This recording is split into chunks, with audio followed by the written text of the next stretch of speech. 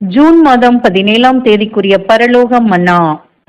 மல்கியா 3ஆம் அதிகாரம் 2 முதல் 3 வசனங்கள். அவர் வரும் நாளை சகிப்பவன் யார்? அவர் வெளிப்படுகையில் நிலை நிற்பவன் யார்? அவர்களை பொன்னைப் போலவும் வெள்ளியைப் போலவும் புடமிடுவார். வசனங்களுக்குரிய விளக்கம். புடமிடுகிறவர் நம்முடைய குண லட்சணங்கள் அவருடைய ரூபத்தை எந்த அளவு பிரதிபலிக்கிறது என்று பார்த்து வருகிறார்.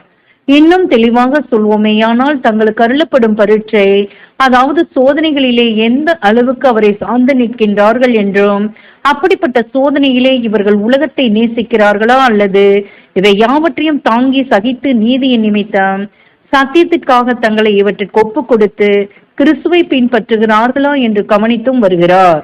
எந்த துன்பங்கள் கஷ்டங்கள் வந்தாலும் வைராக்கியத்துடனும் பலத்துடனும் எந்த கொள்கைகளை காத்து மரண பரியந்தம் விசுவாசத்தின் நல்ல போராட்டத்தை போராடுகிறார்களா என்றும் கவனித்து வருகிறார்.